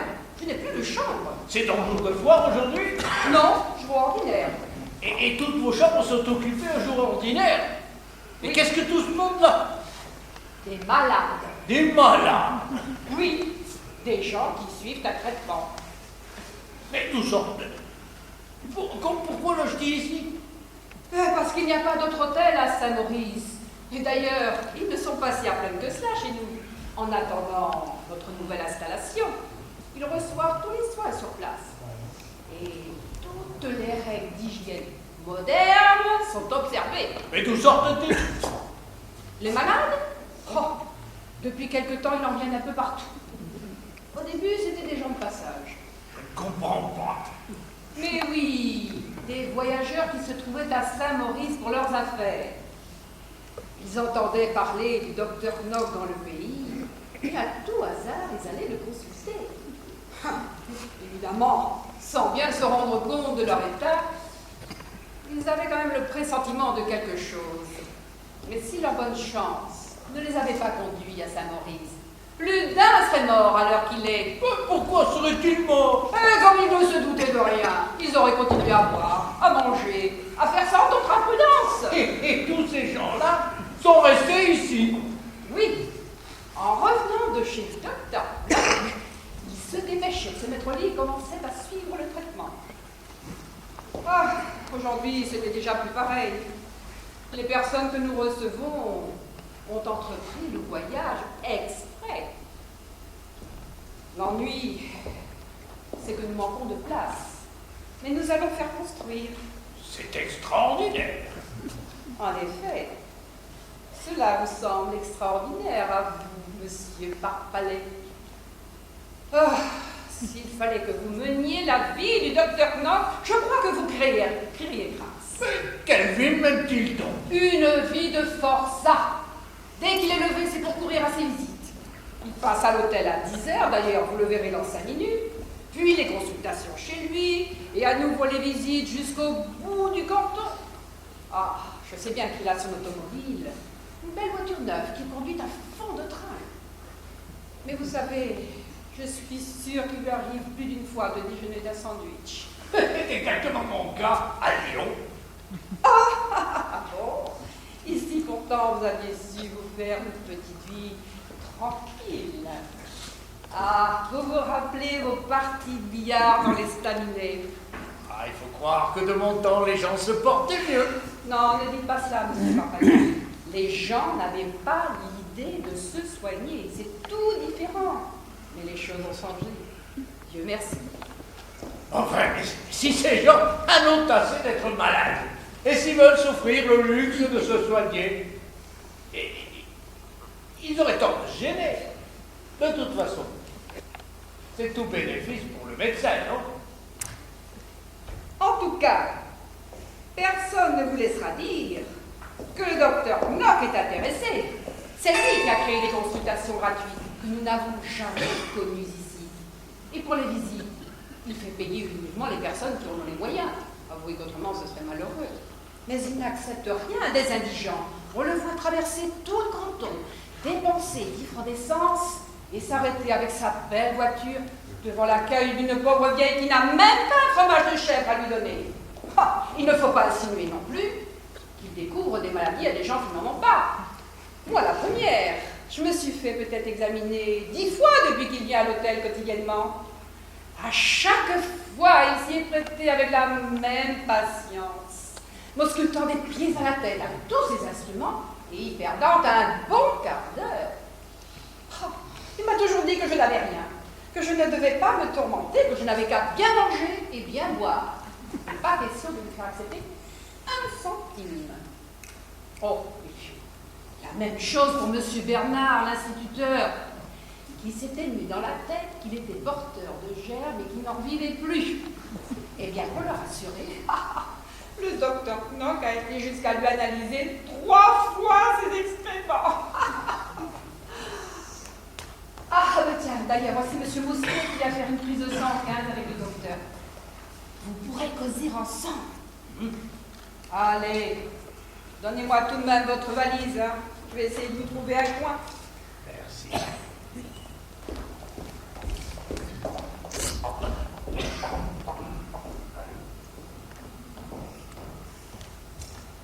Le docteur n'est pas encore là? Ah! Le docteur Parpalais. En revenant, ma foi. Il y a si longtemps que vous nous avez quittés. Si longtemps, à peine 3 mois. C'est vrai, 3 mois. Cela me semble prodigieux. Et vous êtes content, Lyon? Très content. Tant mieux, tant mieux. Vous aviez peut-être là-bas une clientèle toute faite. Ben, je l'ai accru d'un tiers. La santé de Mme Mousquet est bonne. Bien meilleure. Ouais, elle était souffrante. Vous vous rappelez les migraines dont vous se plaignez très souvent?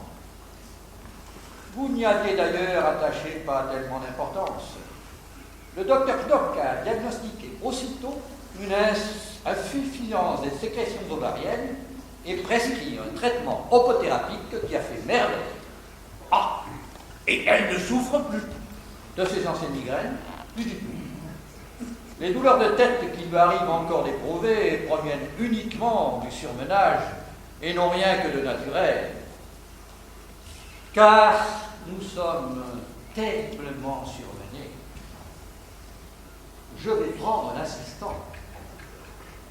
Ah, ce n'est plus la petite existence calme d'autrefois. Si je vous disais que, même en me couchant à 11h30 du soir, je n'ai pas toujours terminé l'exécution des ordonnances. Bref, le Pérou. Il est certain que j'ai quintuplé mon chiffre d'affaires, et je suis loin de déplorer. Mais il y a d'autres satisfactions que celle-là. Moi, mon cher docteur Parpalais, j'aime mon métier et j'aime à me rendre utile. Je trouve plus de plaisir à tirer le collier qu'à ronger mon frein. Simple question de tempérament. Mais voici le docteur. Messieurs, bonjour, docteur Parpalais. Je pensais à vous. Vous avez fait bon voyage? Excellent. Bien, vous êtes venu avec votre auto? Non, par le train. Ah bon? Il s'agit de l'échéance, n'est-ce pas? C'est-à-dire que je profiterai de l'occasion. Messieurs, je vous laisse. Je monte au 15.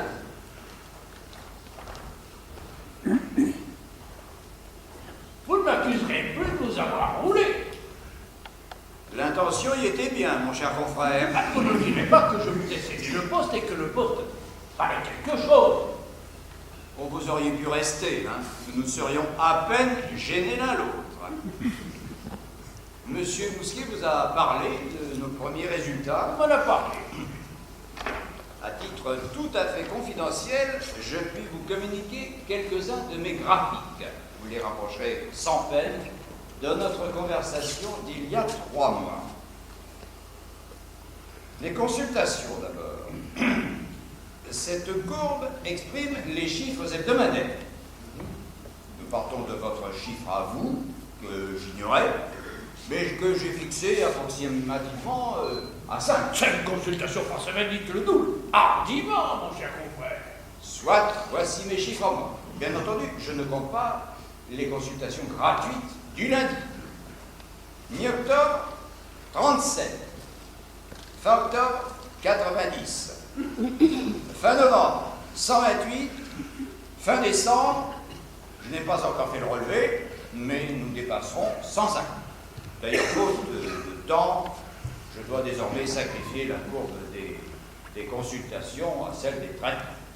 Enfin, même la consultation ne m'intéresse qu'à demi. C'est un art un peu rudimentaire, une sorte de pêche au filet. Mais le traitement, c'est de la pisciculture. Pardonnez-moi, mon cher confrère, mais vos chiffres sont rigoureusement exacts. Rigoureusement. Et alors, en une semaine, il a pu se trouver dans le canton de Saint-Maurice 150 personnes qui se sont dérangées de chez elles pour faire la queue en payant à la porte du médecin. On ne les a pas amenés de force ou par une contrainte quelconque. Il n'y a fallu ni les gendarmes ni la troupe. C'est inévitable. Passons à la courbe des traitements. Début octobre, c'est la situation que vous me laissiez. Malade en traitement régulier à domicile, 0, n'est-ce pas? Bon, alors, fin octobre, 32, fin novembre, 121, fin décembre, notre chiffre se situera entre 245 et 250. J'ai l'impression que vous abusez de ma crédulité. Moi, je ne trouve pas ça énorme. N'oubliez pas que le canton renferme 2853 foyers et là-dessus, 1500 de revenus réels qui dépassent 12 000 francs. Qu'est-ce que c'est que cette histoire de revenus? Vous ne pouvez tout de même pas imposer la charge d'un malade en permanence à une famille dont le revenu n'atteint pas 12 000 francs. Ce serait abusif. Et pour les autres non plus, on ne saurait avoir un régime uniforme. J'ai 4 régimes de logement. Le plus modeste, pour les revenus de 12 à 20 000, ne compte qu'une visite par semaine et 50 francs environ de frais pharmaceutiques par mois. Au sommet, le traitement de luxe, revenu supérieur à 50 000 francs, entraîne 4 visites par semaine et un minimum de 300 francs par mois de frais divers, rayons X, radium, massage électrique, analyse médicale, médication courante, etc., etc. Mais comment connaissez-vous le revenu de vos clients? Pas par les agents du fisc, croyez-le, et tant mieux pour moi. Alors que je dénombre 1500 de revenus supérieurs à 12 000 francs, le contrôleur de l'impôt en compte 17. Le plus gros revenu de sa liste est de 20 000. Le plus gros de la mienne, de 120 000. Nous ne concordons jamais. Il faut réfléchir aussi que lui travaille pour l'État. Oui, mais vos renseignements à vous, vos informations à vous, d'où sortent-elles? De bien des sources. Et c'est un très gros travail. Presque tout mon mois d'octobre y a passé. Et je révise constamment. Regardez ceci. C'est joli, n'est-ce pas? On dirait une carte du canton, mais qu'est-ce que c'est que tous ces points rouges là? C'est la carte de la pénétration médicale. Chaque point indique l'emplacement d'un malade régulier. Il y a un mois, vous auriez vu ici une énorme tache grise, la tache de Chabrière. Oui, celle le nom du hameau qui en formait le centre. Aujourd'hui, la tache n'a pas entièrement disparu, mais elle est morcelée, n'est-ce pas? On le remarque à peine. Même si je voulais vous cacher mon ahurissement, mon cher collègue, je n'y parviendrai pas. Je puis mettre en doute vos résultats et ils me sont confirmés de plusieurs côtés. Vous êtes un homme étonnant. Mais permettez-moi de me poser une question à voix haute. Je vous en prie. Si j'avais votre méthode, si je l'avais bien en main, s'il ne me restait plus qu'à l'appliquer, est-ce que je n'éprouverais pas comme un scrupule? Répondez-moi. J'aimerais vous comprendre mieux. Avec votre méthode, l'intérêt du malade n'est-il pas un peu subordonné à l'intérêt du médecin? Docteur Parpalais, vous oubliez qu'il y a un intérêt supérieur à ces deux-là. Lequel? Celui de la médecine. Oh, c'est le seul dont je me préoccupe. Vous me livrez un canton peuplé de quelques milliers d'individus neutres, indéterminés. Mon rôle, c'est de les déterminer. de les amener à l'existence médicale. Je les mets au lit, et je regarde ce qu'on pourra en sortir. Un tuberculeux, un névropathe, un artérioscléreux, ce qu'on voit. Mais quelqu'un, mon Dieu, quelqu'un. Rien ne m'agace comme cet être ni chair ni poisson que vous appelez un homme bien portant. Mais vous ne pouvez tout de même pas mettre tout en canton au lit. Cela se discuterait, car j'ai connu, moi, 5 personnes de la même famille, malades toutes à la fois, au lit toutes à la fois, et qui se débrouillaient fort bien. Alors la vérité, c'est que nous manquons tous d'audace, et que personne, pas même moi, n'osera aller jusqu'au bout et mettre toute une population au lit. Pourquoi? Pourquoi? Mais soit je vous accorderai qu'il faut des gens bien portants, ne serait-ce que pour soigner les autres, ou pour former à l'arrière des malades en activité, une espèce de réserve.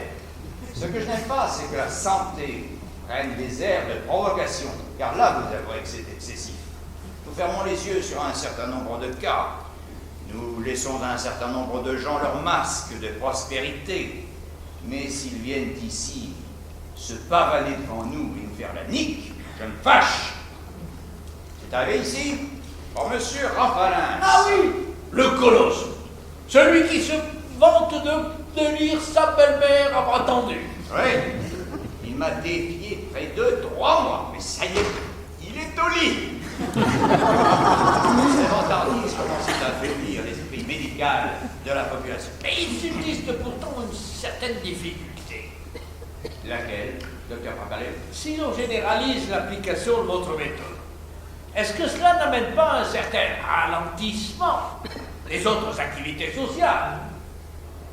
Cela ne me regarde pas. Moi, je fais de la médecine. Regardez un peu par ici, docteur Papalet. Vous connaissez la vue qu'on a de cette fenêtre. Jadis, entre 2 parties de billard, vous n'avez plus manqué d'y prendre garde. C'est un paysage rude, à peine humain, que vous contempliez. Aujourd'hui, je vous le donne, tout imprégné de médecine, animé et parcouru par le feu souterrain de notre art. La première fois que je me suis planté ici, au lendemain de mon arrivée, je n'étais pas trop fier. Je sentais que ma présence ne pesait pas lourd. Ce vaste terroir se passait insolemment de moi et de mes pareils.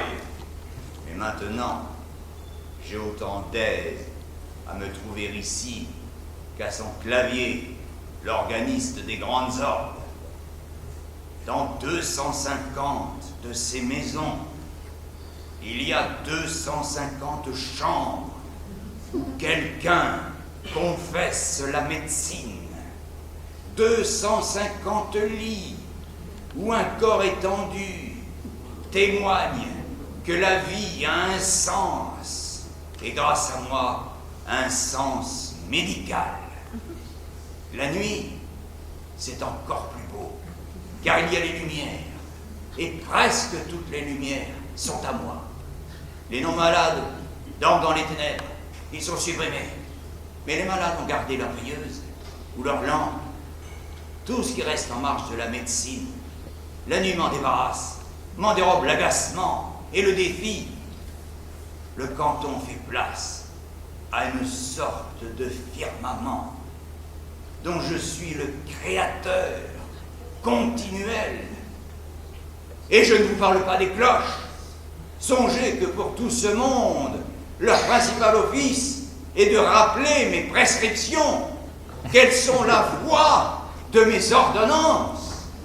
Songez que dans quelques instants, il va sonner 10 heures, et que pour tous mes malades, 10 heures, c'est la 2e prise de température rectale, et que dans quelques instants, 250 thermomètres vont pénétrer à la fois.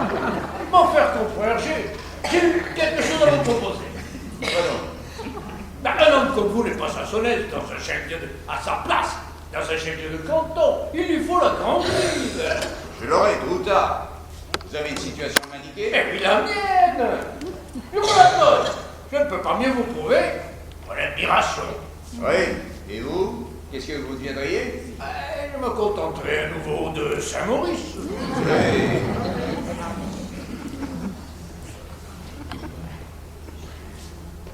Et je vais plus loin. Les quelques milliers de francs que vous me devez encore, je vous en fais cadeau. Oui. Dans le fond, vous n'êtes pas si bête qu'on veut bien le dire. Hein. Ah non, vous savez acheter et vendre. Ce sont les qualités du commerçant. Et je vous assure. Vous êtes même en l'espèce assez bon psychologue. Vous devez que je tiens plus à l'argent dès l'instant que j'en gagne beaucoup, et que la pénétration médicale d'un ou deux quartiers de Lyon m'aurait vite fait oublier mes graphiques de Saint-Maurice. Je n'ai pas l'intention de vieillir ici, mais de là me jeter sur la première occasion venue, faire un brochet, cher ami. Savez-vous ce que me propose le docteur Parpalais? Un échange de poste. J'irai le remplacer à Lyon, il reviendrait ici. C'est une plaisanterie. Une offre très sérieuse. Les bras m'en tombent. Mais, naturellement, vous refusez. Et pourquoi le docteur Knock refuserait-il? Je vous précise, je vous affirme que j'étais à Lyon une clientèle de tout premier ordre. J'ai succédé au docteur Berlu, qui avait une grosse réputation. Mais il y a 3 mois de ça. Et en 3 mois, on fait du chemin. Encore plus à la descente qu'à la montée. D'abord, mon cher docteur, la population de Saint-Maurice n'acceptera jamais. Mais qu'est-ce qu'on a besoin de lui demander son avis? Elle vous le donnera. Je ne dis pas qu'elle fera des barricades. Ce n'est pas la mode de Saint-Maurice. Et nous manquons pas d'aider. Mais elle pourrait bien vous remettre sur la route de Lyon. D'ailleurs, vous allez en juger. Madame Rémy, apprenez une bonne nouvelle. Le docteur Knock nous quitte et le docteur Parpalais revient. Ah mais non! Ah mais non! Moi je vous dis que ça ne se fera pas. Ou alors, il faudra qu'il vous enlève de nuit en aéroplane. Parce que j'avertirai les gens et on ne vous laissera pas partir. On crèvera plutôt les pneus de votre voiture. Et quant à vous, monsieur Parpalais, si c'est pour cela que vous êtes venu, j'ai le regret de vous dire que je ne dispose plus d'une seule chambre. Et quoi que nous soyons le 5 janvier, vous serez dans l'obligation de coucher dehors.